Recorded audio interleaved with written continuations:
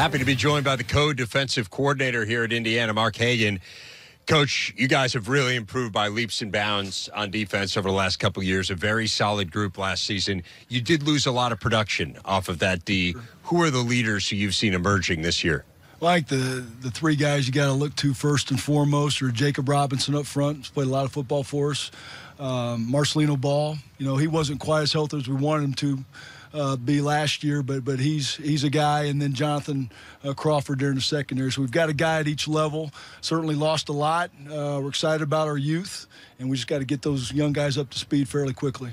How does it impact your install being so young? Is it slower than usual? You know what? I looked back at the last couple of years, and I thought maybe so, but it hasn't so far. I think we're going to have to slow it down these next couple of days because we put a ton in, these first three. But I don't expect us to slow down a whole lot. Like I said, we've got some other guys that have played some football for us.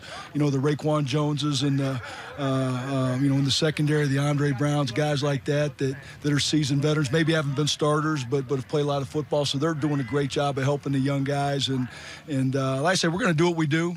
Have some new wrinkles in there this year, but I think our young guys are picking it up pretty good. You feel like you can get to the quarterback with your down lineman right now that can make plays for you? I think so.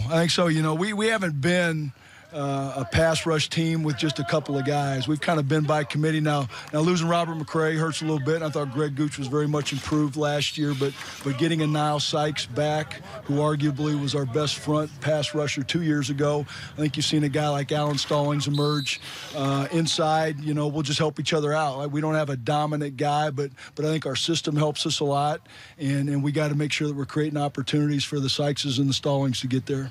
Mark, how about some newcomers that might not start, but we'll see play? Well, I don't know if he's a newcomer, but Jerome Johnson played quite a bit as a redshirt last year. I think you'll see him come on and play more snaps for us. Thomas Allen's a young man at linebacker that I think you'll see emerge, along with a T.D. Roof, a couple of young guys trying to replace the T. Gray Scaleses and the Chris Covingtons. It's guys like that I think you'll step up and see the future leaders of the Indiana defense. Outside of just getting through camp and staying healthy, what are some of the keys that you want to be able to say, okay, we've accomplished this when camp's over? Well, I think we have a standard. We have a standard on defense of how we want to play, and that's certainly, winning early downs and creating longer yardage situations. We need to do a better job of taking the ball away, and it's something that we emphasize quite a bit. We weren't as successful in that area last year. We dropped, I think, 10 or 11 surefire interceptions, so we want to get better there. But I think it's the standard with which we play.